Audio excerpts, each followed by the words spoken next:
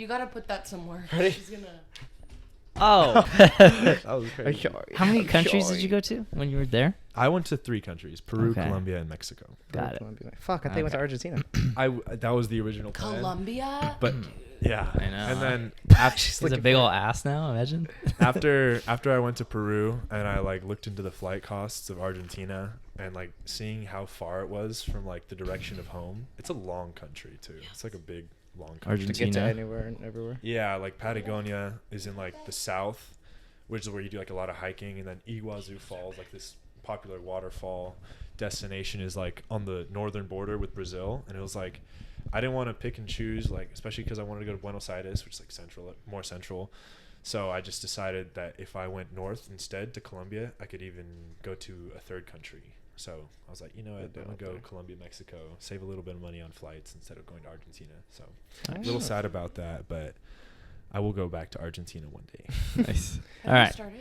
No. We're gonna start right now. I wasn't sure. Seriously. You mean? And we're back We're back. here at the Cozy Show in the Cozy Corner Mhm. for podcast episode 103. You have your co-host Jaime Ornelas, my fellow co-host, Chris Mariscal. and a very special guest.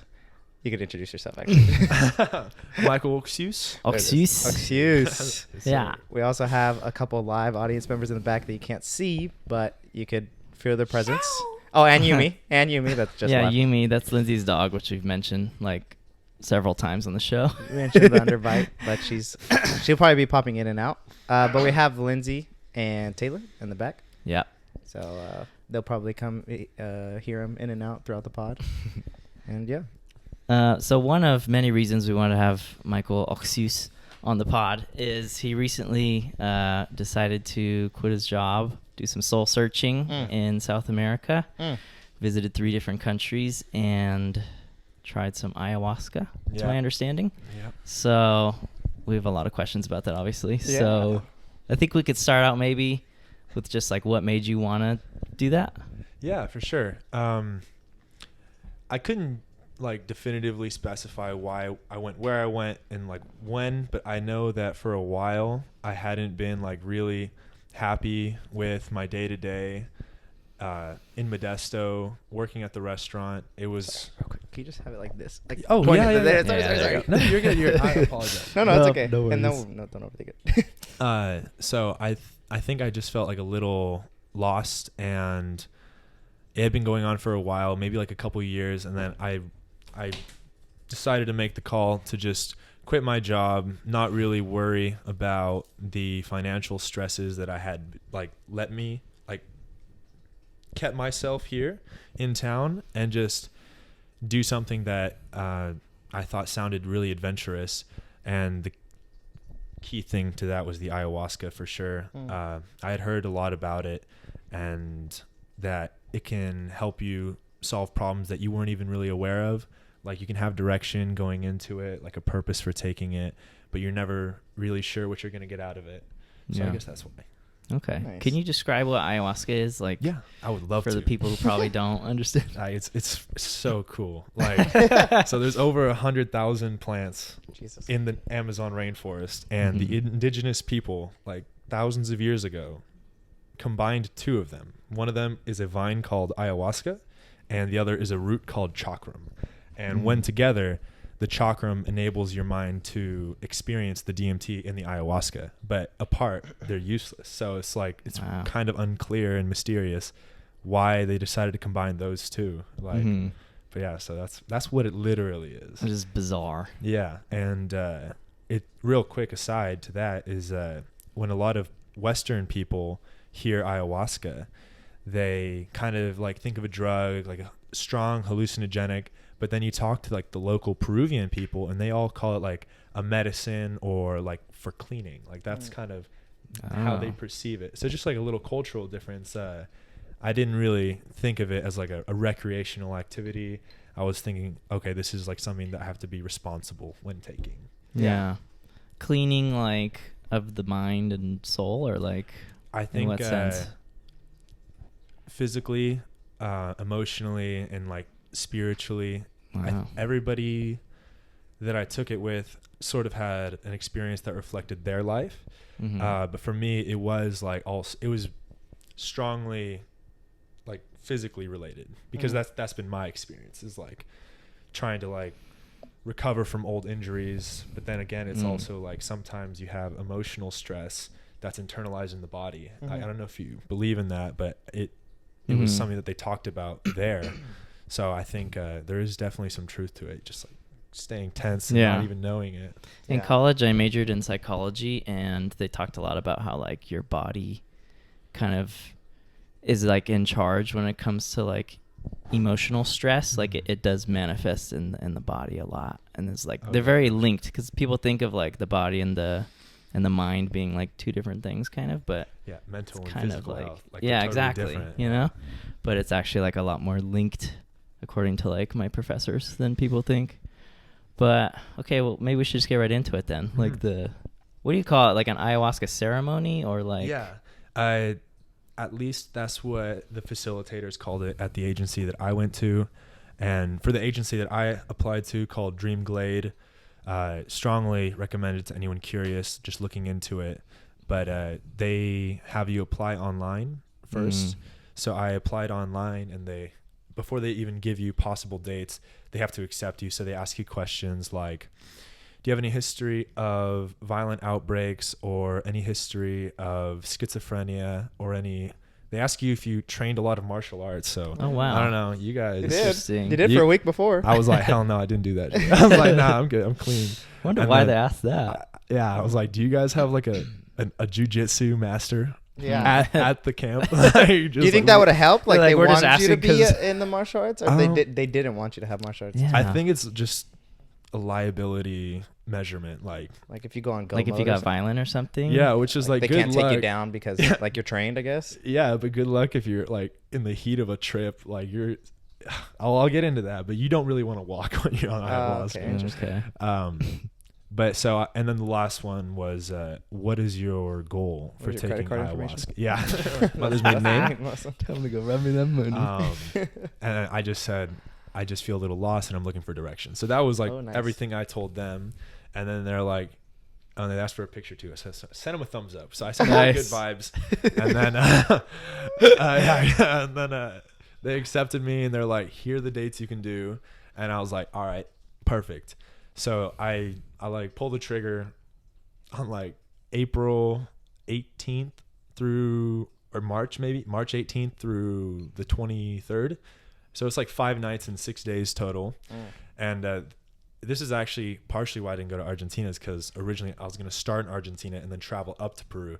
But then my mom had a heart attack in Taiwan. Jesus. So I was like, instead of like, I wanted to stay at home longer so that when she got there, I could like be there for her instead of just being like, she had been gone for like 3 weeks and on her like cruise thing. And then I would just like be gone for like 3 months from her perspective. So I was like, I'll just wait for her to get back.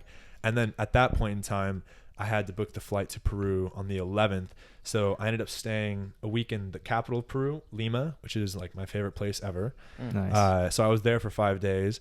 And then I flew to a rainforest city called Iquitos. And that was where I did the ayahuasca. They have you... Oh, and by the way, they say like a month in advance to taking the ayahuasca, no sexual gratification, like no masturbation, no sex, and no alcohol. Okay. And then some people rough. go the extra mile and they don't do any red meat, any salt, any sugar, any caffeine, nicotine, which is like not really what I was interested in giving up. But I gave up those two. Sounded like the most important. Wait, which ones did you give up? Sexual gratification and alcohol. Oh, okay. And those to me were probably the most important to give up at that stage. Yeah. Mm-hmm. So I gave those up. I fly to Iquitos, and then we meet up at the pickup point, and then we travel in the back of a Jeep for like an hour into the heart. Like, this is a rainforest city, but we go into like the heart of the rainforest. And it's so cool. Like, there's no roads. It's all like mud and like logs. And this shout out Toyota Jeep, just making it work. Yeah, and they're doing this every week. It's crazy. But so we finally get there, and I don't know if you'll be able to edit in any photos, but in Dream Glade, there's like a lot of like, it's so beautiful, like natural made thatch tents. There's the main Maloca, which is like a large geometric, almost like a teepee, and like imagine like 12 pizza slices, but it's massive. So this is where everyone is during the ceremony. And they made this all by hand like 9 years ago. Dang. And so it's just really nice. There's no connection, so it's like you can't talk to anybody back at home. There's no internet distraction.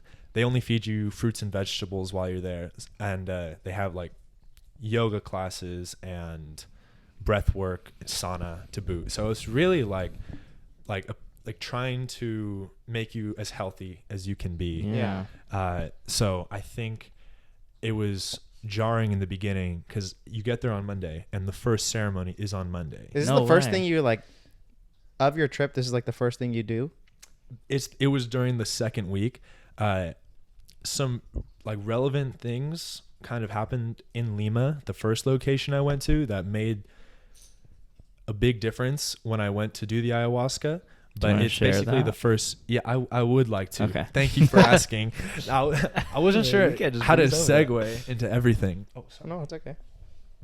But I met certain interesting people in Lima where it made me like, I felt like I was like being tested in certain ways.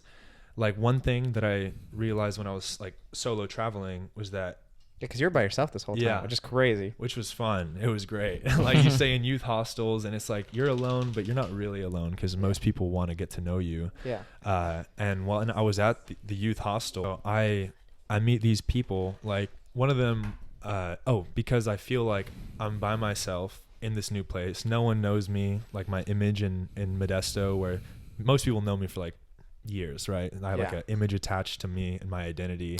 That's interesting. Yeah. And I think like I might even like subconsciously act a certain way just to Yeah. suit people's like format for how they see me. Yeah. But there it's like I was really free to be myself, maybe like the most myself I've ever been, just because I had no reservations. And I felt like I kind of enjoyed the interactions a lot more. And there was one important person, which was like this French girl, and we hit it off like fairly quickly, and I got to know her quite intimately, like more quickly than I've ever more than I've ever met anyone else. Yeah. And her name was Lisa, and Shout out, Lisa. shout out Lisa to go.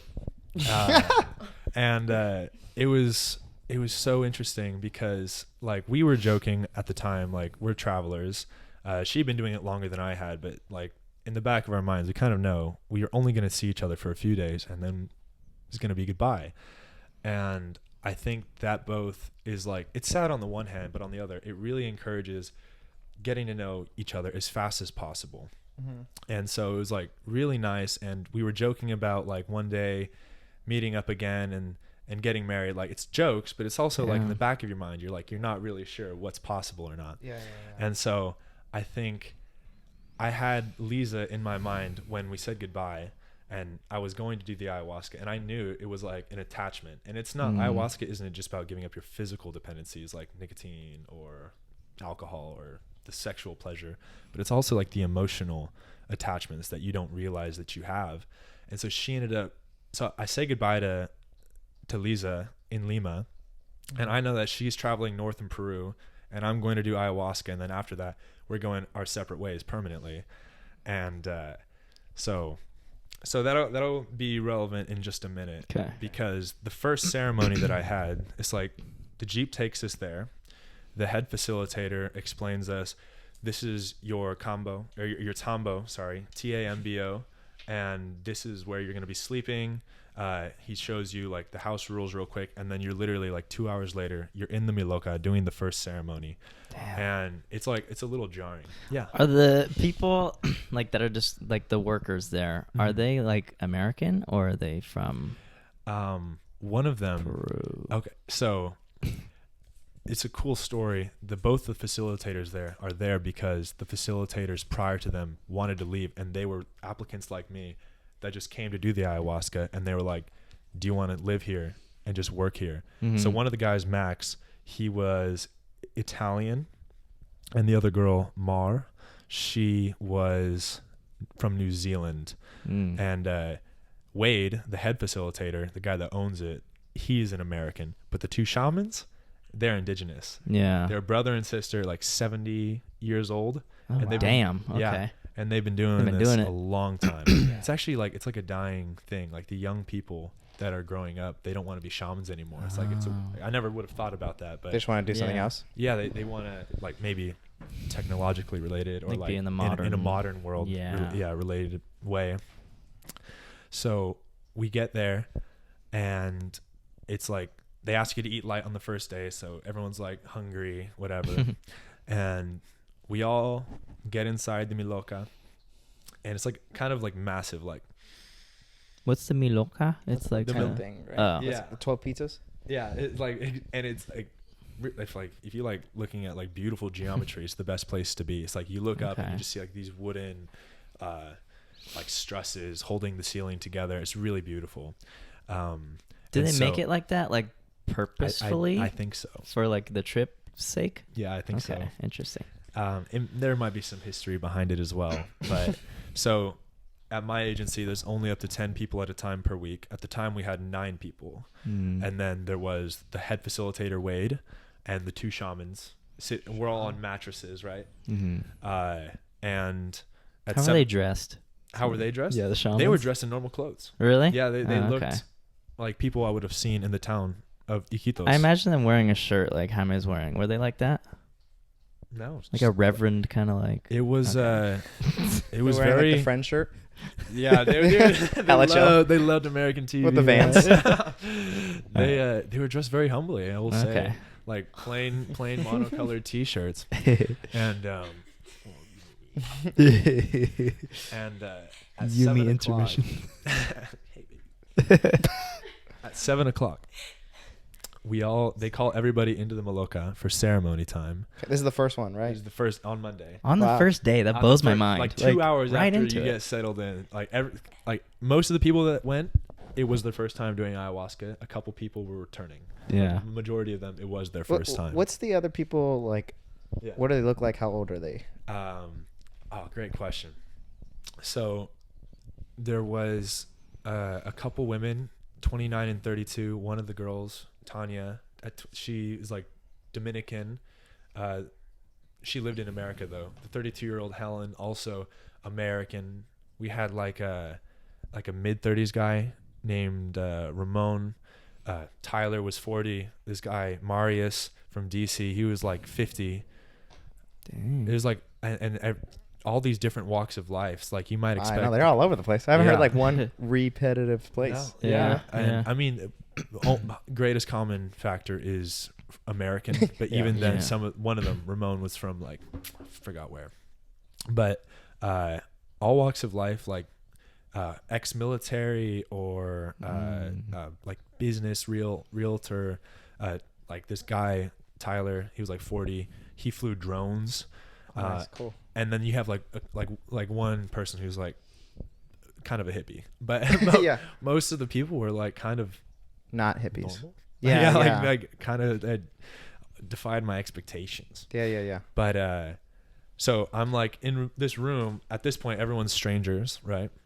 No, you keep talking. Oh, sorry. Yeah. At this point, we're all kind of strangers, and we're all kind of like apprehensive Like a about little what's kind of- about to happen. Sorry, Give me one second. Yeah. So All we're walks of all life. most of us are like super apprehensive because you hear the stories, like you drink ayahuasca and you vomit, and then some people are worried about bad trips, but most of the people there kind of have a good understanding of like they did their research, they're in the best like environment possible, surrounded by people that want to help them, and then you have the shamans, which are like next level. Shaman. And so we're all sitting in this dark room, and at the beginning, there's just one candle in the very middle of the room. Like imagine from here to the door, so just like 15 feet away maybe. Mm-hmm.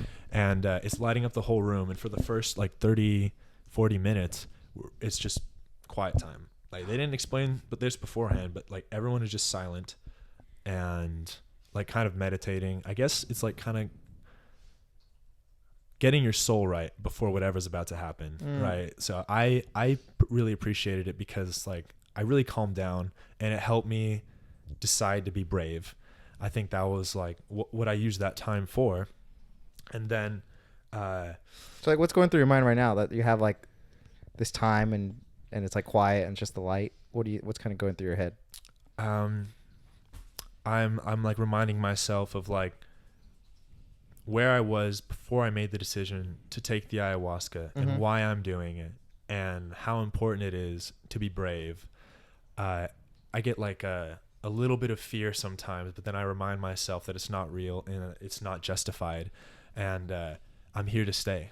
There's no turning back now. There's only forward from here on out. Yeah, nice. And then after like the 30 minutes, the head facilitator, he goes out and he grabs a pan with a piece of balsa wood in it. So it's like tons of smoke, right? And he calls us all up, like individually we stand up, and then he pushes the smoke against the front half of our body, and then turns us around the back half, all around the room. And then he goes outside the miloka and he walks around it, like just like warding off bad energy, however you want to say it. And then after that, that's when he calls people up by name to drink the ayahuasca. And he does like the first half of the room, first 5 people, and he pours them the shot glasses. And he brings out this bottle, and imagine it looks and smells like the most bitter, dark wine you've ever seen. Mm. And he pours us up. The first time he pours, it's all like standard, like about halfway full. Of the shot glass? Yes. Okay. That's about how much you're taking. Oh, wow. And this is like the first dose he's giving everybody. Okay. And so we drink it, and then we go back to our mattresses. Yeah, that's still in the tent, right? Yep. Thing. Yes. Did it taste like it smelled like it was bitter? Yeah, very bitter. Okay. I saw some faces of people drinking it, like, Yeah. Yeah. and I drank it, and it has like a strong kind of like lingering aftertaste. And I sit back down, and I'm just focusing on like trying to relax. I've done like shrooms and acid a number of times, and I've never really had a bad trip, but I know it's possible. So I'm like, I don't know what's going to happen. So I'm like, heart's a little racing, trying to calm that down. Did you look this up like a lot before too? Like maybe how the experience is or like what to do or anything like that? I briefly did some research. I did read a book on it, but I tried after reading the book, it said if you have too many expectations, it can actually derail your own trip. So I stopped reading about it, and I was like, Pretty smart. yeah. And so it's like, even me talking now is like, I'll give you guys like how other people felt it too, just so you know, my experience is definitely like, it's not everybody's. Cool. So we drink it and we sit down, and it's a little gross. And for like the first like 30 minutes or so, no one is like really feeling anything, but then it seems kind of out of nowhere, but the shamans begin to sing. Wow. And these are called Ikaros, Ikaros, and they sing in the indigenous tongue, but you can kind of hear Spanish words from time to time. And when they started singing, everybody had the same impression, which was that was when their trips really started. And for me, I was trying to guide my trip, which was like, what am I here for? Like, what is my purpose in life? And, you know, and then one of the older guys, the guy Marius I was telling you about, great man. He was telling me like, I loved him. He was like, describing how he's recently started like practicing like self-love and all that. And so I was like also trying to like tell myself like, yeah, Michael, I love you, like for who you are. That's good. And my first trip was definitely the hardest. Lasted maybe like 2.5 hours because I felt, I didn't really get hallucinations per se, but it kind of like metaphorically, maybe you visualize things like you've never seen them. And so I was feeling like I felt my life force, and that I did not have a purpose, and that I'm just going to have kids and they're not going to have a purpose. And it just felt like really hopeless and desperate and frustrating. Damn. And I guess a lot more happened, but that was the main takeaway from the first trip. And also, I forgot to mention, but after 30 minutes, I would say the majority of the people begin to vomit. Oh, wow. Not everybody vomits, but I noticed most of actually all of the women and most of like the men that were like a little smaller. So I think it's all about dose actually. They all vomited, and then the guys that had a lot more weight, they tended to hold their stomach, but everybody purges in different ways. So for me, I did a lot of sweating and a lot of yawning actually.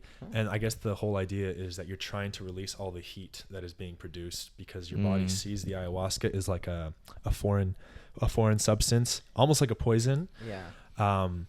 But that's cool. It's also really important that your body sees it that way, because you can't direct the trip when you take ayahuasca like you can when you have acid. Acid is like more of a creative trip, but ayahuasca forces you to be in touch with your body and your problems. It's that very like fact that you like kind of think of it's a poison, like you get into that like fight or flight or like life or death sort of like adrenaline's rushing, like fuck, I don't want to vomit right now. Yeah. And it's like, so it's a little challenging, and some people had it really bad, and some people were smoking the jungle tobacco at the same time, so it was really bad. What's the jungle? Oh, is that the other thing that you're saying that they had to be together with? No, that's something else, right? You didn't have to, but they had free called mapachos, and it's like I don't like smoking cigarettes because the smoke's too hot, but people were telling me that it's a lot stronger than cigarettes actually. And like some people smoke like 20 a day, like damn, while they were there. Were and I was they, like shit, what's that? Smokers back home, do you know? Like, some of them were smokers back home, and others were just doing it because they were there. no, like, And fuck it. I was surprised because I was like, oh, what about the nicotine though? And they're Yeah. like, oh, who cares? I'm like, It's true, because no alcohol. I know. No I was red like, this is meat, also a like- physical dependency. Yeah. But their argument was that it like the mapachos like cleanse the energy and help the trip along. But to each their own. I was content not smoking. Yeah, because you have Yeah. like you take nicotine like patches and zins and stuff like Yeah, that. Right? I So- do. So during the trip, were you, or especially at least the first week, were you, or? I actually didn't give up nicotine until I went to Iquitos, because I was like, I really don't want to give this up. That was really all there was to it. Yeah. And the other thing, the zins that I'm fucking like doing, they didn't have like anywhere in South America. So I was like, I was fiending like until I got back home. Dude. But anyways, so my first trip, I did like write about this afterwards in like a journal to greater extent, but my first trip was basically characterized by feelings of like desperation and frustration. And on the second day, Tuesday, you don't take consecutive ceremony days. You have like a rest day where you do share circle and you talk about what happened to you last night and how it made you feel. And it was really beautiful because there's such an air of vulnerability, and people like they begin by saying like, for me, my trauma was like, I was just like, every time I vomited, I thought about like when I was like molested as a kid, and it was just like, Jeez. like, and so it's like when someone leads with that, I really have no excuse but to like say exactly what's on my mind, right? So I'm like, okay, this is what we're doing. I'm gonna say everything that I feel. And I just talked about the same like feelings of frustration, and I actually started crying when I was describing it, which I wasn't expecting. Like I didn't realize, but like just feeling like I'm a capable person that has no direction in life was my takeaway. And I'm like, what am I even here for? And it was actually good. It was good for me to have that first trip, and I was really scared to take the Wednesday ceremony. But between Monday and Wednesday, that girl I was telling you about earlier, Lisa, I realized like, for me to really experience everything that I need to, I have to like let go of all these distractions, and that includes like romantic ideation and thinking about these emotional attachments that I have. And so like I kind of tried to let go of Lisa and like rationalize everything, and I realized I don't need her. I'll never see her again, and that's fine. It's okay to just share a beautiful moment in time. And I let her go.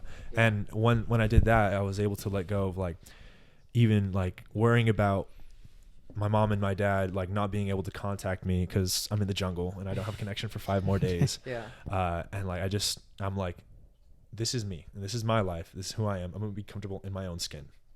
So on Wednesday, that was like the most powerful day for me, because I went into the ceremony with a mentality of like openness and willingness and acceptance. And after I drank, like 30 minutes later, it came on real strong. And it was cool because it was like I saved time getting to where I got to on the first trip, and it like took me there on the second trip. And then I was in the same boat I was before, like just a person without a purpose, but I accepted it. And what I found was that when I accepted that it's okay to not have a purpose, I was flooded with like feelings of like self-love actually. And part of the beauty of life is that it's your own and you can do whatever you want to do. And I don't need to live up to anybody else's expectations of me, and I can just be myself. And this had a profound like bodily implication for me, because I felt like I let go. I surrendered, actually. I surrendered, like wanting to control everything. And I had so much tension that I didn't even realize I had in my body. Like my left foot had been really swollen from always hiking around with the backpack, and I just like let go of like all of like whatever was stopping like the circulation, and like in my lower back. And like I had always been afraid that I was like epileptic, so I had like all this tension in my eyes. And so I just like I let it all go, and all of the tension flowed exactly where it was meant to go from the beginning, that I just wasn't letting happen.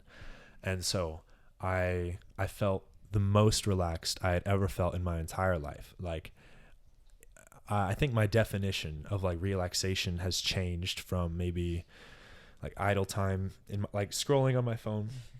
It's now like a conscious, it's kind of a paradox, but like consciously like letting go and just surrendering. And that is actually kind of what allowed me to heal, I think. And on the second trip, I felt like I was like kind of imagining myself as like eventually going to be a father. And I really feel like I kind of had an aging moment where I felt like I matured in that one ceremony and healed like at the same time. So for me, that was like massive. And I felt really like I've been happier ever since, actually. Like I'm not thinking about my car payment. I'm not thinking about these things that I was like the riptide of things that I'm letting myself stress over. Like I got out of the riptide and I'm seeing it for what it is now. And so now I feel more free than I've ever felt in my entire life, actually. Wow.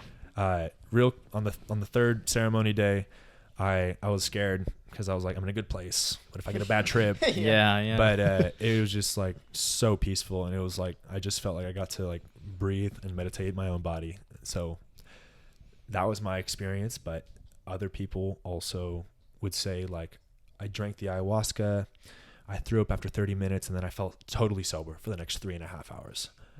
And that was some people, but for what it's worth, I did think that they seemed a little more closed-minded and afraid of the substance. But I don't know. I just want you to know that that is a reflection of my life, and that's probably not going to be exactly what anyone else feels. But so that was ayahuasca. Damn. But that was 3 days. I thought it was 5. Oh, it's 3. Sorry, It's 5 days, but 3 sessions, right? Yeah. So Monday, Wednesday, Friday, and then real quick on Saturday, they'd say this on Friday. If you want, you can do this frog poison called Kambo. Wow. Is that where they scrape the frog, like the little thing so off? They, Okay. right here, I have like these three like little scars because they burn your skin. Yeah. And then they're like, spit into this spoon, and you're like, all right. So you spit in the spoon, and then they take your spit, and then they mix it with the frog poison. Yeah. And then they expose the frog poison to like the reveal, like the wound basically. And then it's not psychoactive at all, but it's like very intense, like like you wanna vomit. Some people vomit. Everything is vomiting. Yeah, I don't know why. no shit. You didn't vomit at all, huh? I did not. Nice. But I was lucky to be in that boat. But the Kambo, the indigenous people, just a cool little fact. Like, no, the indigenous people would take it before a hunt because the prey wouldn't be able to smell them, I guess. Oh. So like it just makes you feel like very alert. It lasts like maybe a couple days. Like I was like on Adderall listening to Really? people talk. I'm like, oh yeah, come on. Damn. Tell me all about it. It lasted that long, huh? Yeah, it was Wow. cool. Yeah, I thought it was a very brief thing because I've like heard about that. Well, the process is brief. So most people, after the poison is exposed to the skin, they vomit in like less than 5 minutes, and then they're feeling like the intense part for like another 10 to 15 minutes. But then there's like a glow like afterwards where you're just like zoned in. That's cool. Yeah. So that was just like a bonus that they did at the end. Whoever wanted to do it, they had to pay an extra 30 USD. So I'm like, take my money. Oh yeah, that's so cheap. I do it. Take my money. But yeah, I know I condensed a lot of 6 days in there. But Yeah. if you guys That's had any good. questions about it, be happy to elaborate. Wow, that's I think I crazy. just had a like it didn't match up to like what I was expecting you to say, because I've heard like obviously from like Joe Rogan and like various other like yeah. public figures who have experimented with like DMT and stuff. Yeah. They're always like, oh, you're like shot out of a cannon and you're just like fucking in the universe, like crazy geometric patterns, and you feel like you're like talking to God and stuff like that. I kind of expected that, but it sounds like it wasn't quite as far out as that. Well, at least DMT, I recognize that it is way faster, and it only lasts like 15 minutes. I think it is more visual. I've never really been a person that hallucinates on psychedelics, but certain people in the share circle would describe like I think someone said they felt like they were like a dolphin, like swimming in the ocean. Wow. And they had these really profoundly beautiful visions. And I'm like, great for you guys. Wow, that's sick. So happy for you. Yeah, cool. I wish I got to be a dolphin. I know. You know? Chris would love to be a killer whale. Yeah. I mean, hard to beat dolphin, right? But I mean, I thought about animals. Yeah. You can hear the sounds of the rainforest in the background. Yeah. It's Oh, really great. neat. Yeah. How was your sleep? Did you like sleep? I really had the good? greatest sleep of my entire life. Like bet. Really? I had I feel like you're so exhausted too. yeah. So you're like spiritually exhausted, especially after all these ceremonies. So it's like the ceremonies end at 1 a.m. Like you get back into your bed and you're like, all right, I'm tapping out for the night. Yeah, beat. And it's like you just survived like a little like war in Yeah. yourself, I know, and with you're going to yourself. sleep. You're going to sleep, and it's like I had the most amazing sleep. I never missed a meal, even though they had only fruits, vegetables with no salt, sugar, none of that shit. It was the best food ever. Like I was like Yeah. I was worried I was gonna be a vegetarian afterwards. Really? Yeah, because I Shit. felt so good. Like Yeah. I wasn't like didn't have a ton of energy, which I think meat is good for. Yeah. But I did realize like, damn, these vegetarians, they're onto something. Yeah. Yeah. But yeah, so I slept really good until the very last day after the last ceremony, because I was afraid to do Kambo the next day, because I had to wake up at like 6 a.m. and then drink. They tell you to drink 3 liters of water in 10 minutes, Jeez. so that when you vomit, you're just vomiting water instead of something important. I Yeah. guess. Well, you didn't vomit, so we're all good. Yeah, I know. What the fuck was that? Did you feel nauseous at all? Like, were you fighting it or? No, I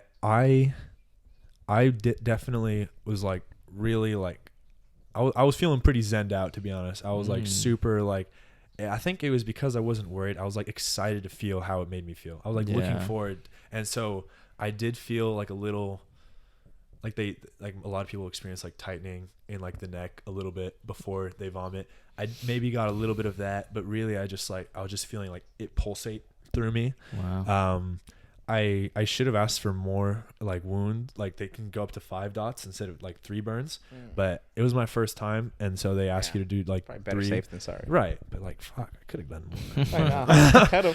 I wish I had, but fuck it, I'll do it in a couple years again, and I'll be like, give me 5. Nice. Yeah. And I'll fucking, I still have the scars. yeah, it's gonna fade away, but it's whatever. Just get it tattooed.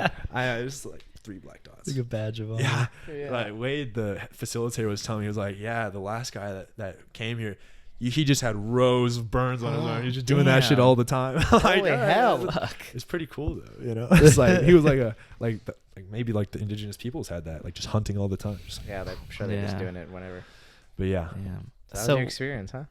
Yeah, it was great. During the like ayahuasca, right? So you drink the half shot of it, right? Yeah.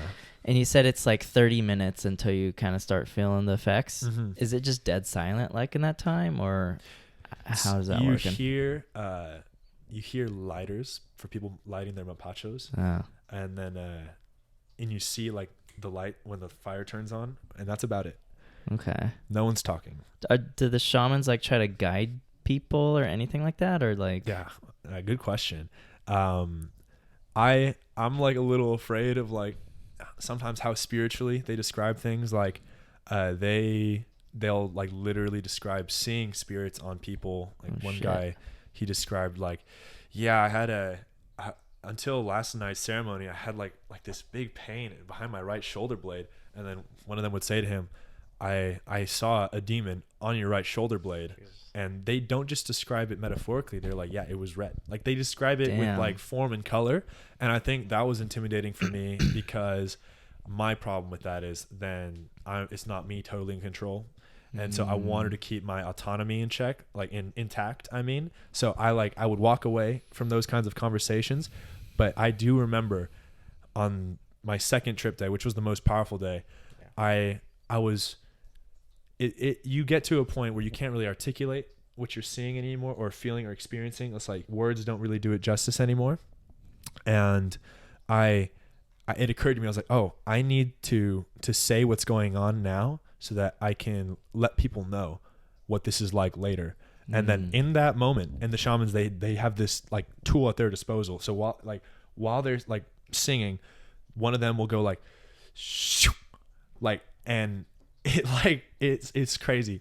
And I was like, as soon as I stopped my trip so I could like articulate a thought, it felt like they said it at me. Like it's a completely dark room and they can't see what's going on, but they felt in that moment that something was like, let's say, blocking like the flow of my energy. And so I heard that sound at me and I'm like, I don't really need to say this later. So I kept on letting it flow, and I can't imagine that.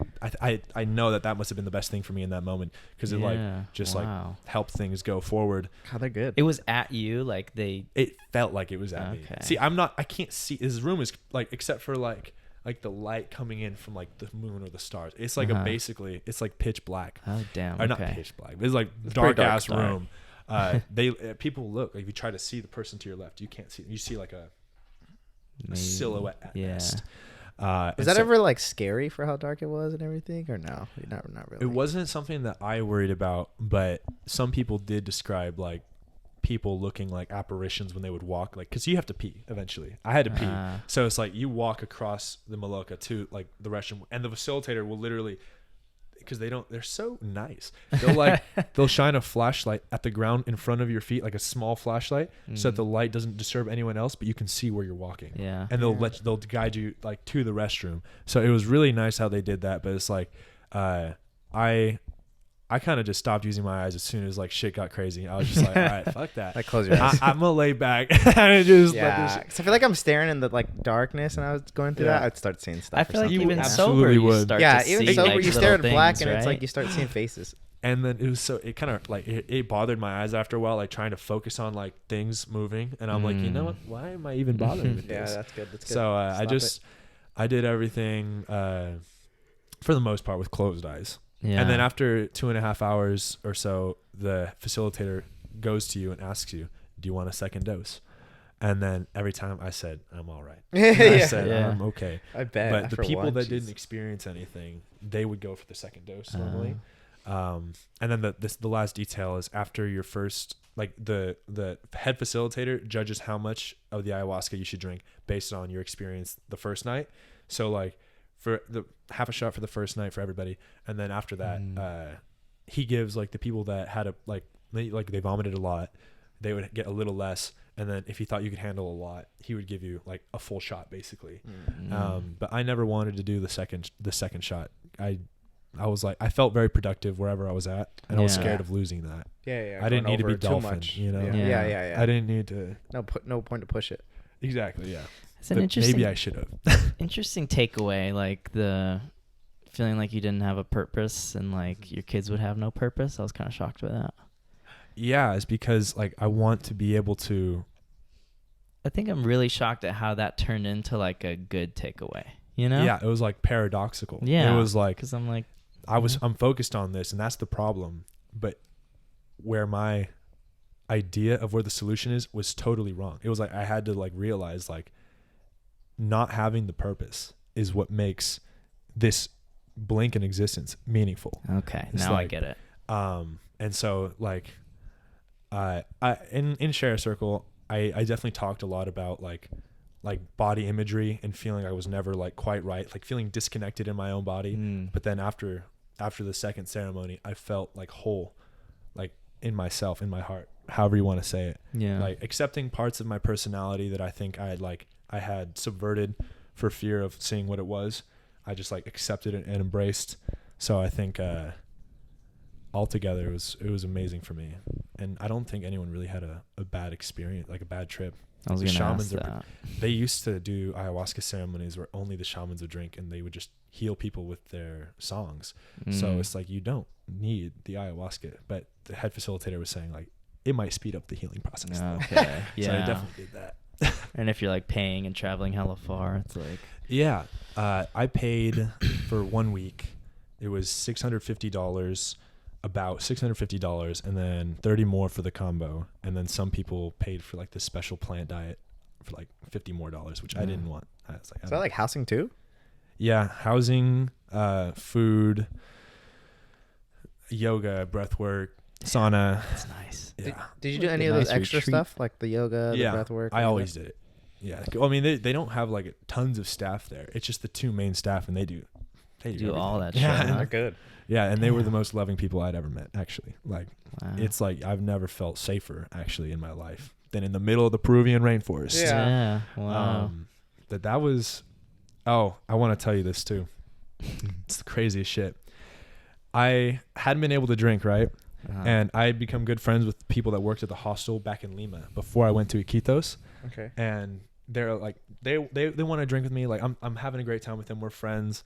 And I'm like, I'll come back to Lima, because I had to go back to Lima anyway to go to any other country. The airport in Iquitos isn't really suitable for that. So I'm going to come back to Lima, and then I'll party with you guys one night. Yeah. And I get back to Lima. I end up I feel like I didn't realize it, but I felt so exhausted after all of like the ayahuasca and the new diet. Like it actually really took it out of me, if I'm being honest. Like my body was super sensitive to everything and other people. I was like irritable and shit. Like I was, Very drained.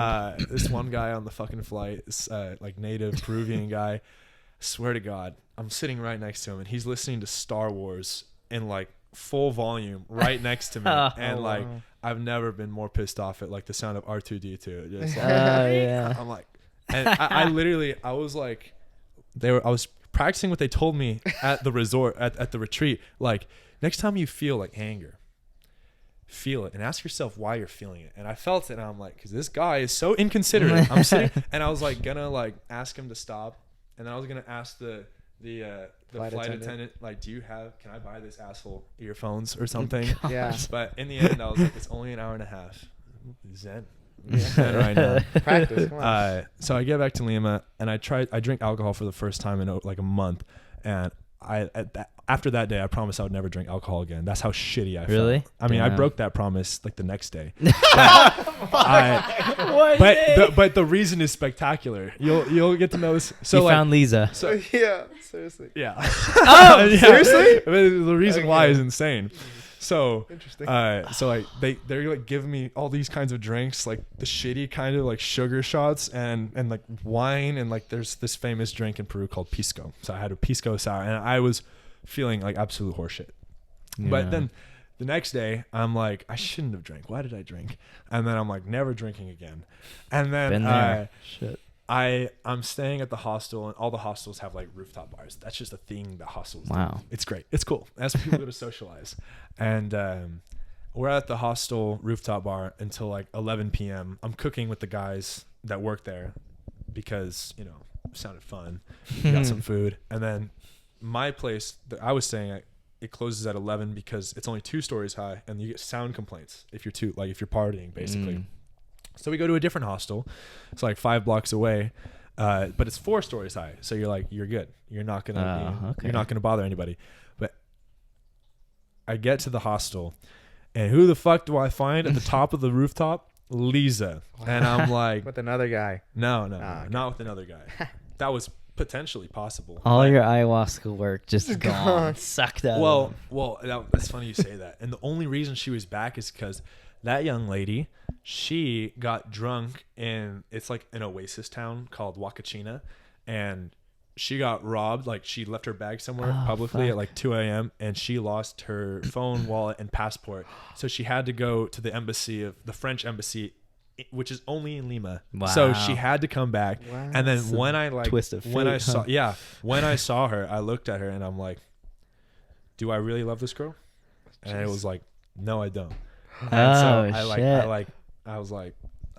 we were cool. We played pool. We hung out, but then she invited me to go to her next location.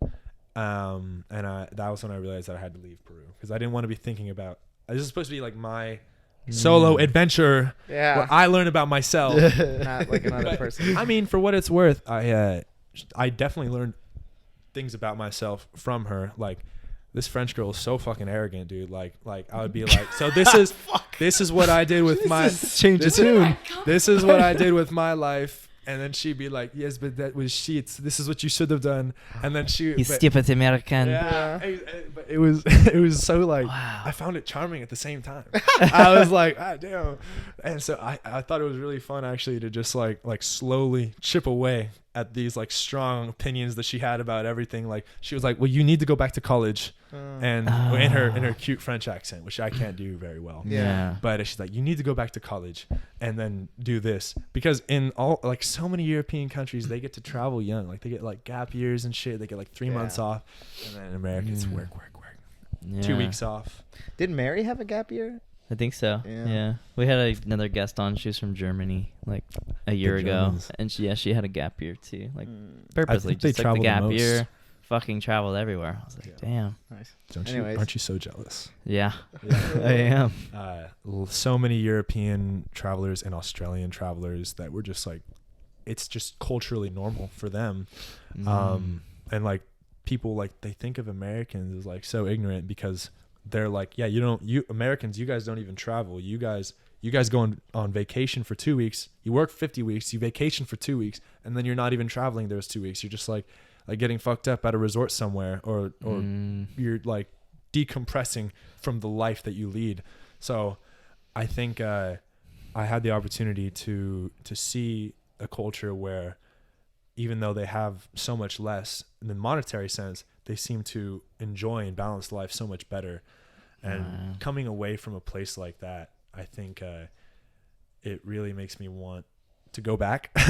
I want to go back, but I also I don't think I want to like lead a life where I'm very career oriented. I think I should work to live, per se, even though I can see why people fall in love with work. Like, it can be exciting and fun.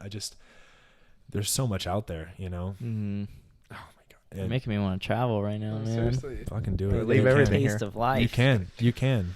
I mean, I the first thing, it's so funny.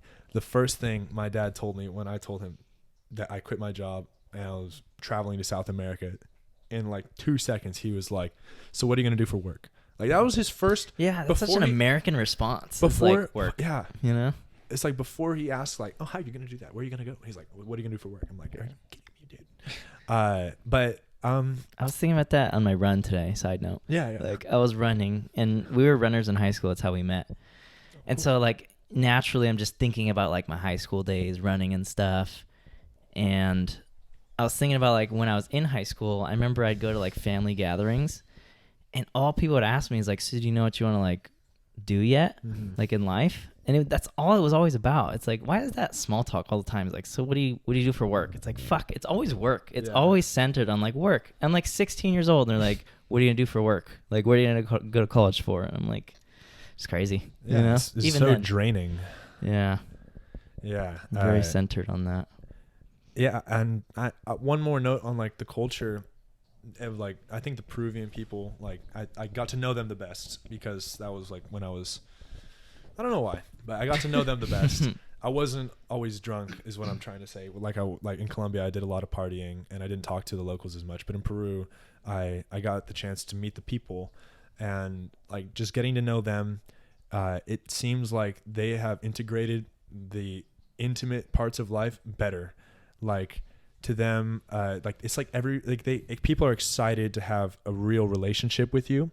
And I think in the West, we're more standoffish with one another. We kind of don't really care what's going on with the person next to us a lot of the time. We don't really want to get to know anyone new. But I got the sensation like people in Peru where I was, they were excited to experience life with me and with each other. And I don't know. It looks so much healthier. It feels so much better. Yeah. More human. It sounds like. Yeah. Like, yeah. Exactly. Yeah, just embodying like more human interactions and not getting all caught up with money and occupations and shit. Everything's gonna work out. You can't help but be that way. So it's like, why worry? It's just killing yourself. Wow. Real quick, I do want to talk about like your travels and whatnot. Like now.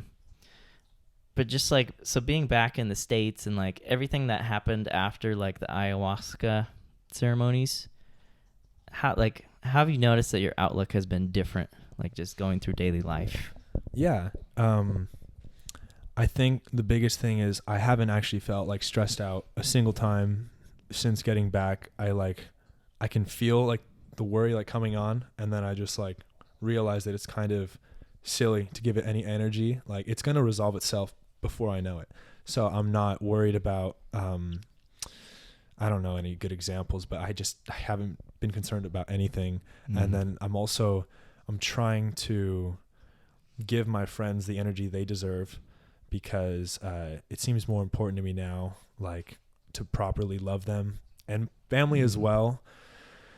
But it's like, how's your mom? Is she okay? Yeah, mom's good. After she had the heart attack in Taiwan, she had to stay a little longer because if she has a heart attack again on the plane, she'll like probably die. Okay. And so they wanted to keep her there until she stabilized, and then she finally was able to fly back. Was she there during the earthquake? There was like a crazy earthquake. Wait, is this Thailand or Taiwan? I think Taiwan. Oh, okay, yeah. That Sorry, was I thought. Yeah, I thought there was like an earthquake like Thailand. it was a big one, right? End of February. I'm not sure about the earthquake. No, the earthquake was more recent, right? Like March or April? yeah, because you were. This was before you left. Yeah, this is definitely why you were gone. Never mind. Okay. Did you hear about that? He might have been deep in the fucking. Are people jungle. all right? There was a giant earthquake in Taiwan. Yeah, and like shit, dude. Catastrophic. Oh my god. Yeah. It was like 5.6. Yeah, dude, leveled that's some crazy. cities. Well, good thing your mom left, I guess. Yeah, I got out in the nick of time, I suppose. Yeah. Is traveling like a big thing in your family? Just because your mom was in Taiwan, That was actually a fairly uncommon thing. I think on my dad's side, it is a little more normalized, but that's just because he was raised rather in Argentina, and I know like a lot of like my cousins on that side, they've done like backpacking in Europe maybe. But we do have more of like an urge to travel, I say, on my dad's side. But my mom, she went with her dad. It's ironic. We were all worried about him, and then it's her that has the heart attack. But she ended up getting back, and then she had a surgery operation done in the States where she got like stents in her heart. So she's doing better now, actually. And we're optimistic for the future. Nice. So far so good. Yeah. So far so good. God willing. And so just I think one challenge I think that I'll probably incorporate soon is just finding the time to go places nearby. Like I was in Peru and I'm like, oh shit, I can't go to all these places that I'm next to. And I realized like I don't go fucking anywhere back home. Like I haven't even been to like Nevada. I haven't been to Utah. I could literally drive there tomorrow if I wanted to, and I just haven't done it. I can do it. Do I want to do it? I don't know yet, but I could do it. Yeah. But so I think I'm going to aim to work so that I can travel again promptly. But yeah, sorry, did that answer your question about the ayahuasca? I kind of derailed there, sure. honestly. No, it's good. Oh, yeah. So how did your parents react? Like, can we go back to that when you Yeah. told them you were gonna do this? So I didn't even tell them about the ayahuasca until I got out of the rainforest. Ugh. Yeah, because I knew what they would say, and I didn't want the negative energy going Yeah. into it. Like, Yeah. but Dad at first was like against it, and then he realized, like, after, I think there was some element of knowing like they actually can't stop me. I'm going to do this, and I think after they accepted it, they were quite supportive and quite helpful actually. My aunt, I heard her talking to my mom on the phone. She was like, "Did he lose his mind?" And I think it's a fair concern because you hear so many like dangerous things and qualities about these places, but the same, in my experience, roughly the same rules that apply to Modesto apply out there. So like I wouldn't walk around drunk at 2 a.m. in Modesto by myself. Mm-hmm. And the only people that I talked to that had been robbed were people that are walking around drunk by themselves, like after 1 a.m. Mm-hmm. And at that point, I feel like you're just being a little arrogant, like careless. a little careless. Like, not to victim blame or anything, but you can't get away with that in Modesto. So it's like, why would you expect it to be different somewhere else? But I didn't really go to a place that was, let's say, controlled by any cartels. But the cartel is also kind of around.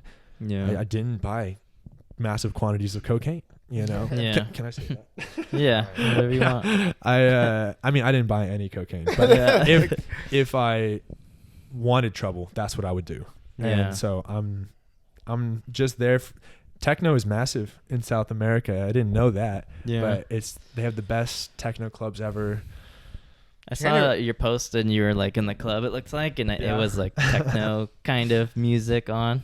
Like an American song, I think, too, but kind of like a techno. Yeah, that one, I remember that. That was in Peru. But I was really exposed to it in Colombia when my other French friend was like, we got to go to this famous like techno club here. And it was amazing, honestly. Can I backtrack again real quick? Yeah. So as you're like slowly cutting ties with Lisa, right? Yeah. Is she wondering like, what the fuck? Like, why What are you changed? not acting like you were before? I think there is like some element to a more experienced traveler like Lisa, because I met her on like the third day of my entire travel. This is my first time solo traveling. Yeah. She had been doing it for months. I don't think this is her first time either.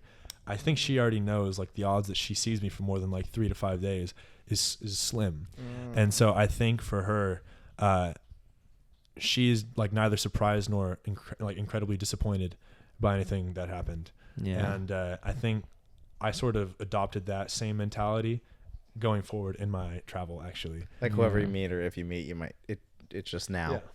Yeah, and so like I think now it's more important to take and share beautiful moments with people when they come. That's kind of like I've kind of shifted philosophies on that. That's nice. Yeah. I could totally see the connection there, though, as like a more experienced traveler would be more used to like letting go of stuff, you know, like comes and goes. There's a bit of a learning curve for me. Like, Lisa, no. She's I feel like that'd be so hard. Like meeting friends, and if you meet someone like that, and like you're just like, oh yeah, bye, and like that's it, you know? Like it's just crazy. So I will say, I met some good friends there. I've made probably like lifelong friends, like male friends. One guy, he lives in DC. He's going to be coming to California in June, so I'll see him then. But I made a couple like close Australian friends. Oh, wow. Nice. And the biggest one was actually Argentinian guys. I met like for whatever reason, I just like every one of them that I met, I just like became friends with so quickly. I went to this fucking taco restaurant by myself in Colombia, and the waitress comes to me and she's like, "Hey, those 3 guys, they want you to sit with them." And I'm like, "What the fuck?" And then like they're like, "Hey, amigo," like they're like, "Fucking come here." And then I'm like alert, like worried, like, are these guys seeing me by myself, and like we're about to rob this guy, this white solo guy, foreigner. And then I'm like, "¿Cómo está?" They're like talking to me. They're like, "It's better to be together than by yourself." And then they ended up like sharing me all their drinks, and I'm like, I hope you didn't roofie this. And then it was just amazing. And then you got robbed. Yeah. And then they were like, hey, come to our Airbnb after this. Oh my God, and that's I'm like, all fun. right, let's do it. And I go, and then they're like, you watch basketball? I'm like, yeah, I watch a little bit of basketball. They're like, you like, who's your team? I'm like, the Warriors. And they're like, oh. And then they all have Stephen Curry jerseys, dude. Oh, shit. And then, so I have a picture where all four of us are wearing, I didn't even bring one. They had an extra for me. And so we're all just wearing Curry jerseys. And then I ended up going with them, not with them, but I met up with them in the next city that I went to. And I honestly, they offered like places to live in Argentina where I could work like with their family and study at Buenos Aires University, which is like free and it's like really good. Wow. So it's like potentially I could like go and live I was in thinking Argentina. that because you're talking about the Australian friends and all these different, people from different places. I'm like, it's cool because potentially like you could have somewhere to go stay if you go to Australia. So you have friends everywhere, That's pretty tight. Yeah, it's fucking awesome. And I miss them. Yeah. I think I was a little shocked to see you posting like stories and like, I miss you, brother. Or like, like damn, he met people quick. Yeah. I posted me and the guy, the Argentinian guy. It makes me, I need to learn Spanish so bad. Yeah. Did you get any better? Or? Yes. I learned rapidly. Like I didn't know like a ton. Like I took Spanish for 4 years and I didn't really know shit, to be honest with you. Yeah. Like I passed the class, but it's so easy to like pass a class when you actually need to like communicate your needs. It's a different story. So the bartenders in Peru made me speak to them in Spanish. Nice. And then all of these like Argentinian guys, like they have so much like positive, friendly energy and like infinite patience with me. And I'm like doing my best, like stumbling over every fucking word. Mm-hmm. But so I think like spending like 1 month in South America was like 1 year worth of school actually. Yeah, it's like, that's sick. For sure. Yeah, and also like it's like kind of like an act of love too, like act of friendship if you want, or if I want to like fall in love with like a Colombian girl, like it'd be so much easier to flirt with this girl if I'm like if I know more than 12 words. Yeah. So but I think that is one strong motivation I have now to continue learning Spanish, especially because it could be super beneficial. I could teach English in Argentina.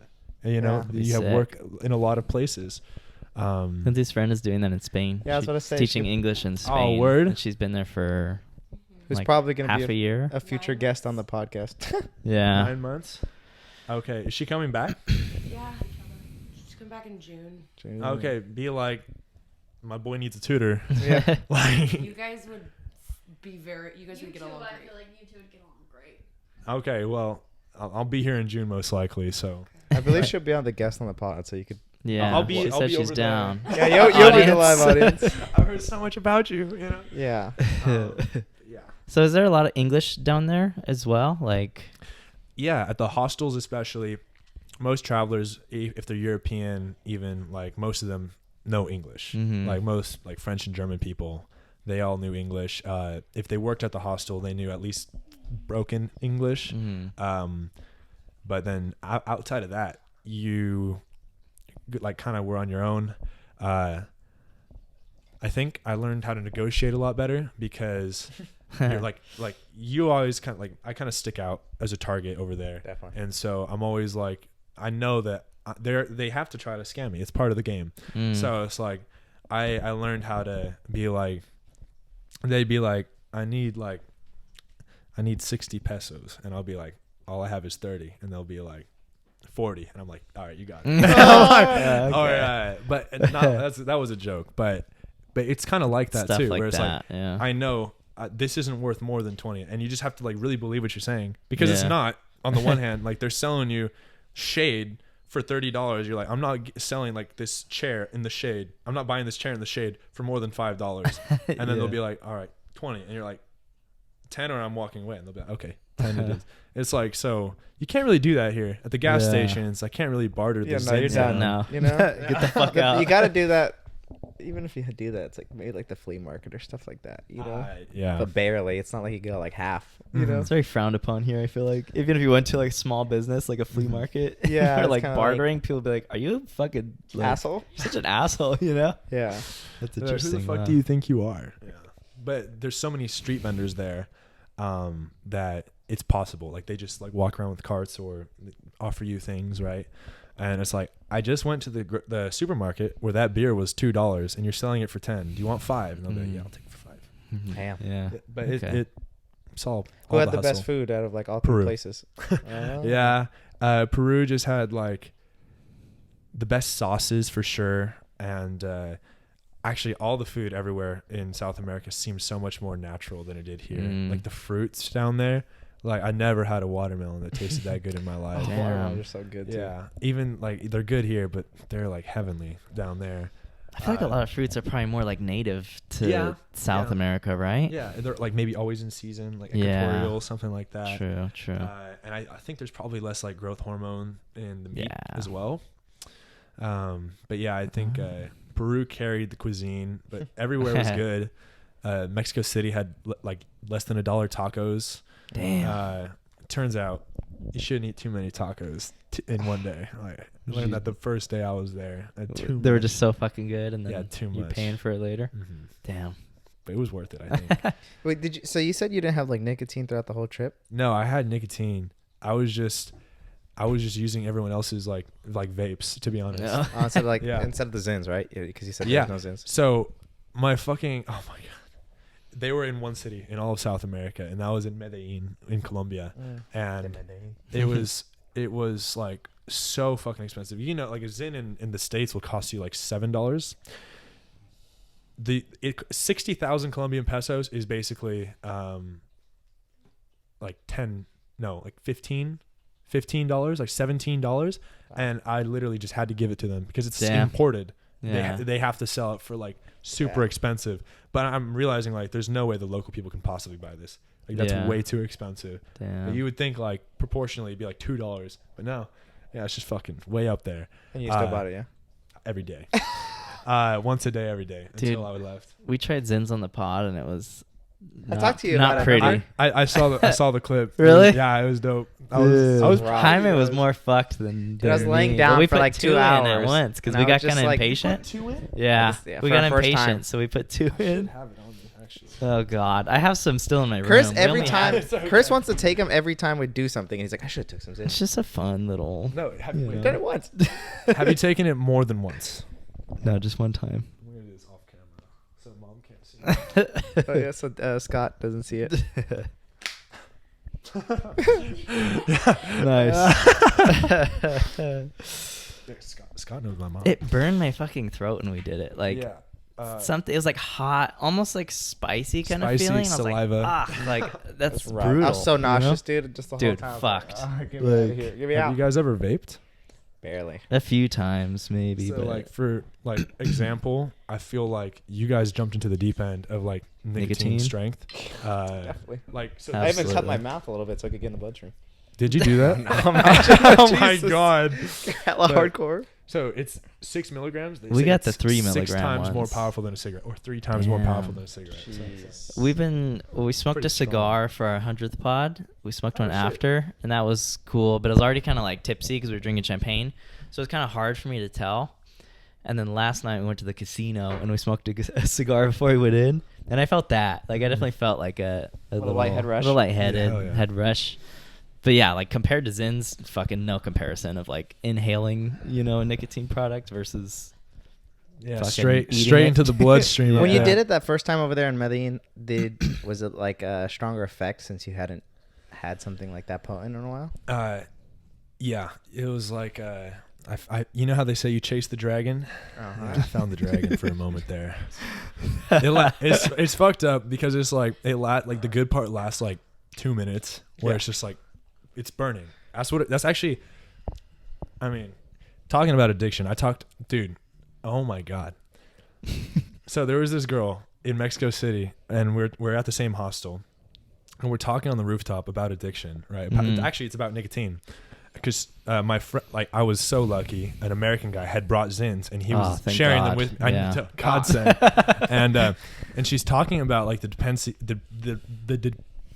Yep. she's talking about it. Yeah. And Dependency. and I'm like talking to her, and like I'm not like stupid about the way it works, and I'm like, yeah, you know, it's just about like loving myself better, and then I'll be able to give it up. And I'm like, we're getting into the science, but this girl is like totally schooling me, and she's not letting me get away with anything. In what way? What do you mean? I don't get it. Like, she'll ask me about the way I'm feeling, like in like. No, I think she just wants the toy. Give it her. Yeah, give her a Zins. Give her the Zins. Let her try it.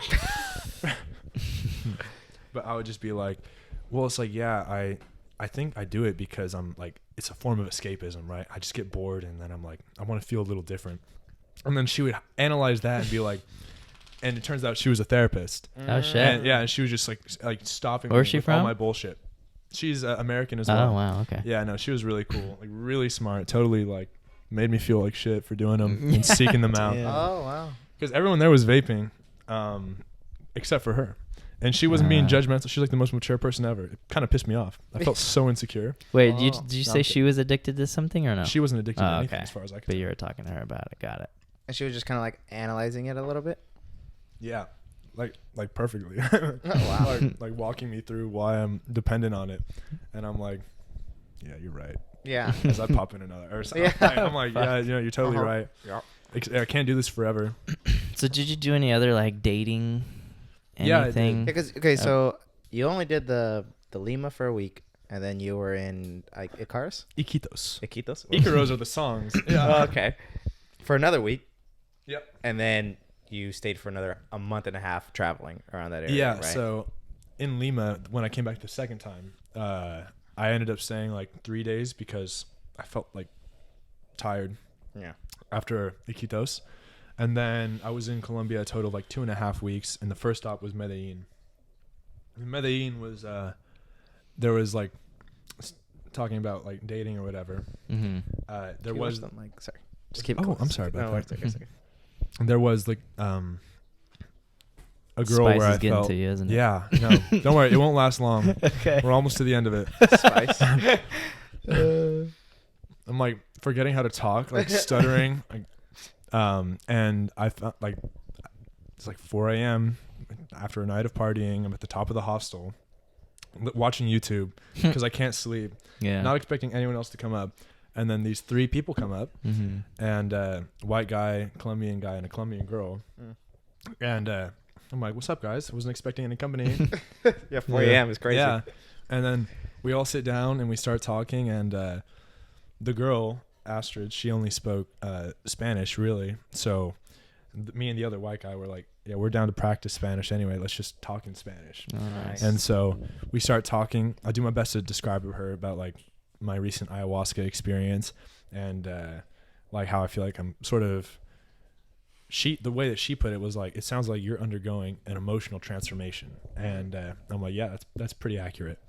And after that, she, like, we hung out for every moment of like the next 2 days that I was there, and unlike like Lisa, which she was cool, right? She was great, but this girl I felt like really liked me for me, like there wasn't like anything like necessarily like sexual about it. She just really enjoyed my company, and it felt very romantic actually. I feel like it was at a time too when you had just gone through like the Yeah. ayahuasca, so it's like she's getting like the raw like version of you, you know? Yeah, like And the the other real version. Not the me. raw penis, but the raw, like, you know? We'll skip this. Wait part. a minute. Yeah. But yeah, so she was getting like unfiltered me, and because she was like traveling from a different part of Colombia to Medellin for her vacation, things just kind of worked out. And I would say that was like the most like romantic like thing I've experienced, where it was like we just did everything together, and there was like no insecurity, there was no concern at all, and I still think about it from time to time. Oh. Wow. But Was it hard to let go? no, not really. after like 3 to 5 Leaves a days. touch of that lesson. Yeah, huh? no, for real. The learning curve was quick. Damn. Well, she was like, "Do you want to go to this Colombian island with me in like 12 days?" And like 5 days later, I'm like, "Are you still thinking about going?" Because I was still thinking about going, and she didn't respond. So She let go. she let go too, and because I was talking to some guys at the hostel that I was like, "What would you do if you were me? Would you like message her?" And they were like, "Sounds like you should. Like, it sounds like you want to." So I was like, "Yeah, that makes sense." And then she didn't respond, but she was still like reading my story, so I knew that she wanted to know where I was, I think. And so I realized at that point that she had moved on. She realized it was kind of not meant to be. Because like when I was with her, she was, "Hey baby." she can feel my heartache right now. Oh yeah, Her she neck came to is so comfort. She's a long. crush on you. Don't tell her, but I think I have a crush on her too. Do you speak Spanish? Fuck. But so other than that, like dating, not really. Like I don't want to be too crass here, that's a big word. but did you and Astrid smash? No, I never did that wow, in my okay. travel. The way you laughed when I said raw, I was like, they definitely pounded, but No, but it's not. I mean, Crazy verbs. we I'm really throwing it around. crass pounded. Pounded, Smash. smashed. Middle school? Did you smash your pass? Wait, did you French kiss that French girl? Yes, I did. Nice. Damn. He's a fucking South American superstar. So Can we take a little intermission in topics here? Switch it up a bit. Yeah, sure. So, one thing Oh wow. about you, ever since we followed each other on Instagram, I was always really intrigued by the way you caption your photos. So I have some screenshots here of like some of your Instagram posts, and I was thinking we could kind of dissect your captions, and you could tell me what you're thinking. Is this a bit that you do here? No, not at all. Might be now though. All right, Let's go. So this is from September 2018. You're in Venice, Italy. It's a photo dump of Venice. And the caption says, "This was Venice, by the way.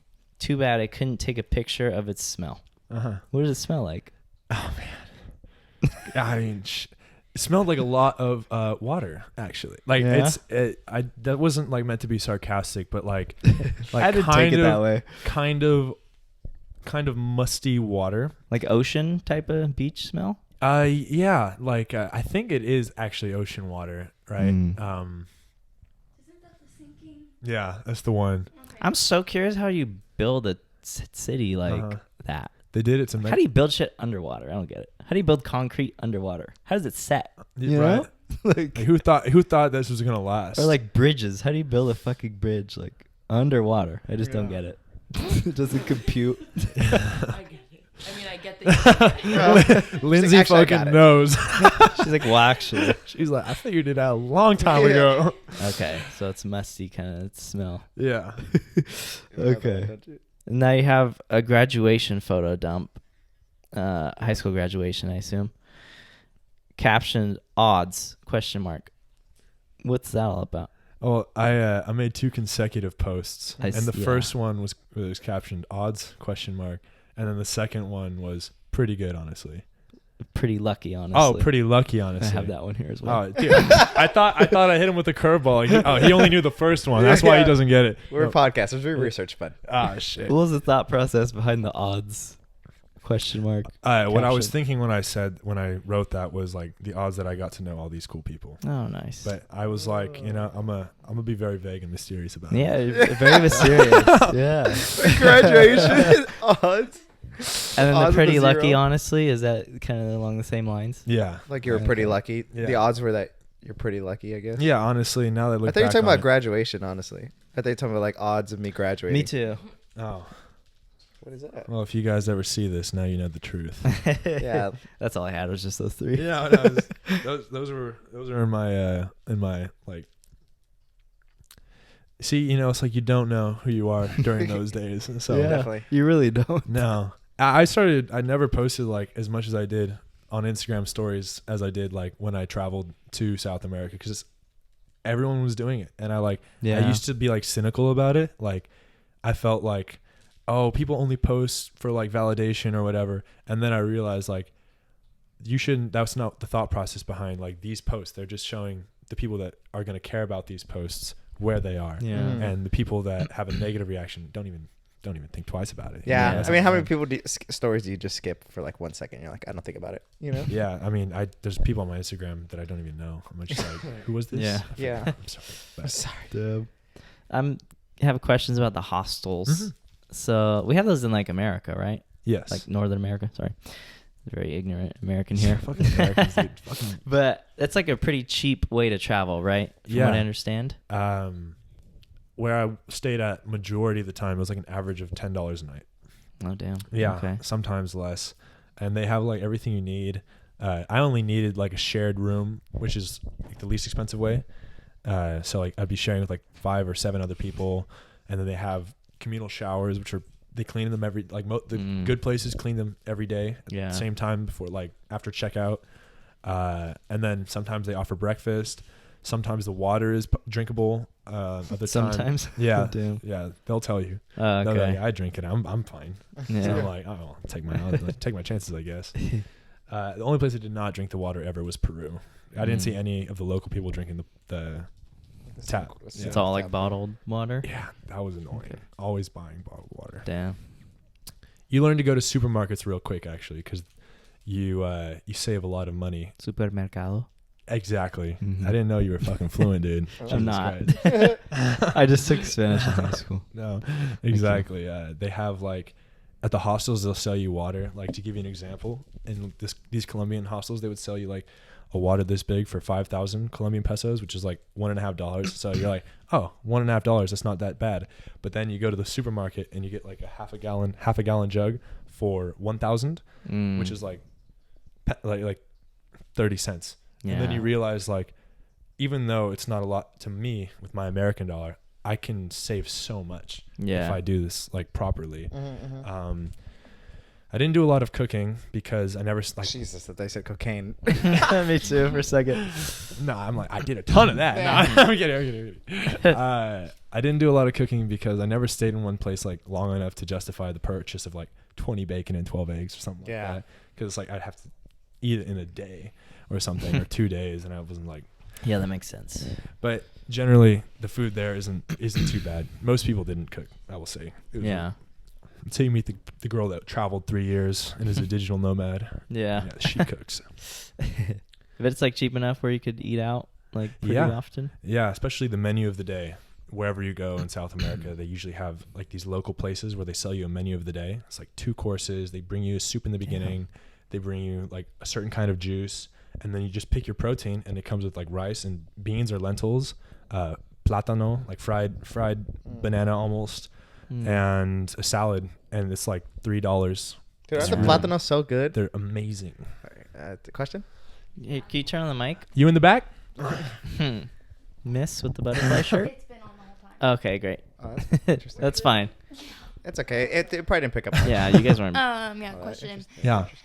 While you were over there, any food that you were craving from over here that as soon as you got back that you needed to have? Like In-N-Out, anything like that?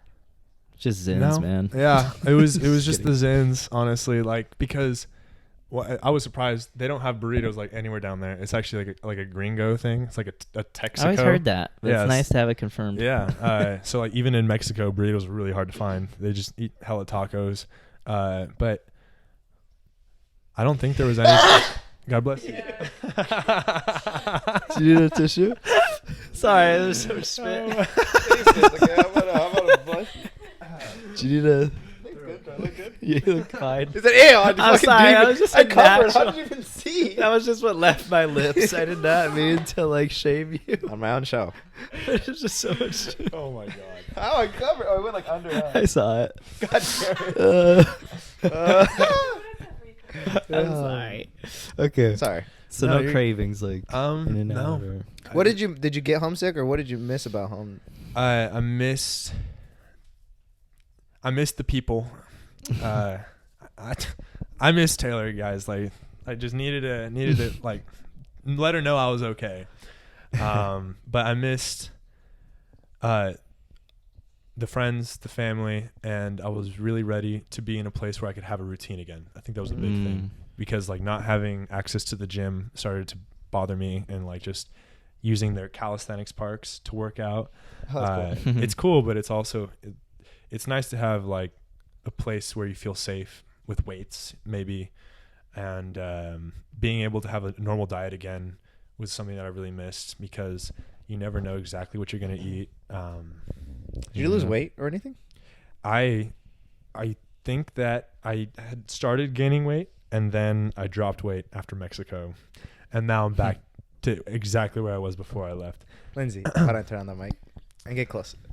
I just have a question. Did you ever feel? Jesus. It's okay. Did you ever feel? Yeah. I just spilled wine, No, but it's did you? Yeah, maybe. Yumi's drinking. Did you ever feel like just completely like in danger at any point? No, I did not. Not me personally. Massaged. Oh my Wow. God. Okay. Interesting thing to leave out. So okay. Well, I was in Santa Marta because the locals in Medellin were telling me, I was like, I need a place to relax. I don't want to be partying like I am here. I want to relax somewhere. And they're like, go to this coastal city, Santa Marta. I have family there. It's really nice. I go over there. I go to the beach, and every 15 seconds there is a new street vendor trying to sell you something. And it's like, oh, do you want ice cream? Do you want this worthless trinket made of plastic? Do you want this massive banner that I'm using to cover your view of the ocean? People, a banner? Yeah. People will like try to rent you speakers. People will come by with the speaker and then start rapping at you. Oh. Like, where are you from? And then they use where you're from, and they just start rhyming. And it's like, I don't understand what you're saying, but I'm trying to enjoy my time at the beach. So I was like, I started really nice saying, no gracias, no gracias. Oh, no quiero un masaje. Like, I don't want a massage. And then eventually it just got like fucking overwhelming. For instance, there's these people there that offer you free massages. Yeah, these women, they come by, and they're all dressed the same in like this blue, like almost like how a nurse dresses. And they're like, do you want a massage? Oh, a free massage for you. And then every time me and my Argentinian friend were like, no, and he'll try to help me. He'll be like, he doesn't want it. He doesn't want it. This one lady, she comes over and she's like, free massage. I'm like, oh no, thank you. You know, you have a nice day. And then she rubs her fingers like on my leg, and I'm like, oh, thank you, but I'm okay. Like, I'm being nice. I'm not about to fucking throw hands with this Colombian person. And then like she like works her way. She's under our tent. Like, we have our chairs, and she's under our tent, and she works her way up, like starts massaging like my back, and then she goes like up to my neck, and I'm like bending forward, like, oh, thank you, I'm okay, thank you, whatever. And then all of a sudden, like without like provocation, she does this chiropractic adjustment on my neck. No. She goes like my head goes like sideways. You hear this massive pop, and my first like thought was, I'm dead. that was I know. I was like, that was fucked up. Like, there's no two ways around it. I didn't want that. I wasn't relaxed. You're not I don't think you're certified. I was asking her to leave the entire time, and the worst part is it did give me a headache for like 2 days. Oh, really? Yeah. Like that. So it was like obviously like fucking illegal shit, and she maybe didn't think it was gonna like bother me. But there's a reason why I avoid chiropractors. Like, I don't believe in, like, that shit's not actually gonna help me out long term. It's like, it won't solve the problem. But anyways, I was tense, so I wasn't ready for that shit, right? Yeah, you're supposed to like. Yeah, you're supposed to like lay back, and I'm like leaning forward, and she's go, and I'm like, Jesus, and then like I'm laughing it off. My friend has it on video, and he'll eventually post it because he vlogs. So whenever he's done editing, he'll post it. But yeah, I think that really killed that whole city's vibe for me, just because I actually came there to relax, to the beach to relax, and it was totally impossible. Like, it was literally I can close my eyes and ignore everything, but people are still going to talk to me like I'm paying attention to them. Do you think they were singling you out like more than everyone else trying to give you these services? Yeah, I fit the bill of a tourist perfectly. Yeah. Definitely. Down to the And you're being colored really eyes. nice, Yeah, so yeah. they're I- like, I- I I'm- could get this guy. Yeah, and so it's like a battle of 100 cuts because they all come at you, and then you're like you're giving up so much energy, like saying no thank you, Yeah. and then it just like gets to me. Trying to relax. I honestly I switched up later on, and I just started saying like no, and I said it kind of mean sometimes too. I was like no, like Yeah. I looked like mad. Yeah, a little more stern. Yeah. But I mean that was just how I had to adapt. Yeah, and it's not like they're losing sleep over it, I'm sure. Yeah, we'll see in the next few years how my neck turns out. But other than that, Oh, yeah. Other than that, I'm fine now. Yeah. Yeah. Did you ever find a place to relax? Yes. So I went to a small city called Minka, which is like more has like mountains and natural waterfalls. Oh, wow. So I spent a few days there, and that was lovely. I really felt like I was able to like meditate again, like because I was trying to get like the feelings that I had from the ayahuasca retreat again, because I had been moving so fast and just like losing so much energy that I needed like some, like they call it R&R or something. Like I don't know. Rest I and needed relaxation. Yeah, exactly. I wasn't sure what it meant, but it was what I felt. I just needed some Yeah. R&R, you know. So I felt like it was so beautiful out there, and waterfalls were really nice. So that was where I went, and then it was about then that I was ready to go back home. Actually, like most of my energy I felt for bullshit had been used up, and there was a very repetitive, formulaic, getting to know people process. What's your name? Where are you from? How long have you been here? How long are you staying? Where are you going next? What are your plans for tomorrow? And then usually that's how you get going with a group of people for the next day, wherever you're going. That's cool. But yeah, so I was Did kind you- of burnt out. Did you Yeah. work? I know we talked about the whole work thing, but did you work while you were there at all or no? No, it did not work. Oh, nice. Fuck. No, I was. So did your days feel like super long? No. That my days generally felt very exhausting, like moving from place to place and going to see this site. I always felt very tired. I think I slept like amazingly well in general. Some days you go to bed late and have to wake up early to check out, but other than then, and the flights, I felt really good, like sleep wise. So now, being back like in the States and whatnot, Couple weeks. Yeah. one of the reasons you said you want to do it was because you feel like you kind of like felt like you're lacking purpose and didn't really know like which direction you wanted to go, right? Yeah. Now, like, do you have an idea of what direction you want to go, like occupation wise, and also just life? Yeah.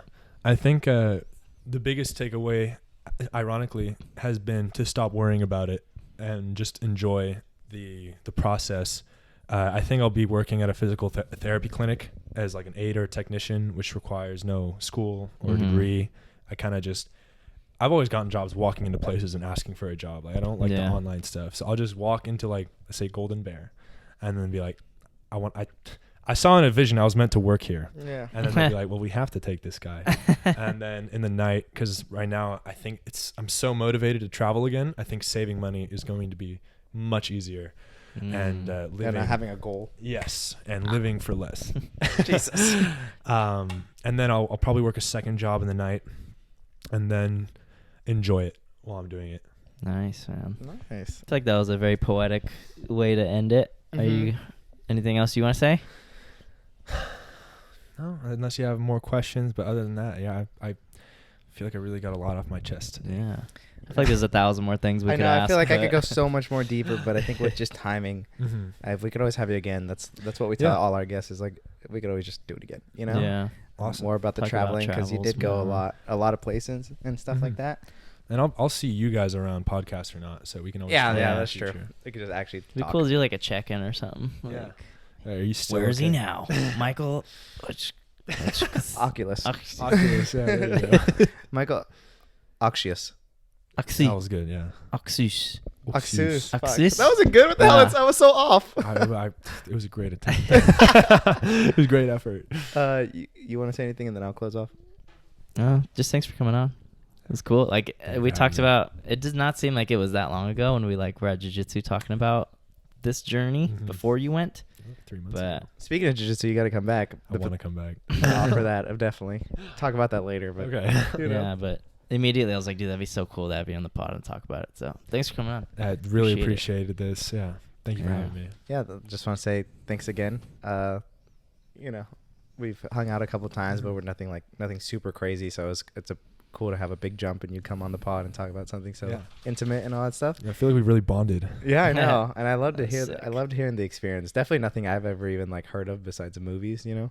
So it's cool to see like an actual experience, and like I'm really curious about just like everything in general. So definitely later on in future hangouts, not pods, I gotta ask you about a bunch of things. I'm ready. But you're a great guest, and thanks for being on. Appreciate it. Hopefully we made you comfy and you enjoyed this experience. You know, It was very cozy. thanks for the live audience out there in the back. Thank you.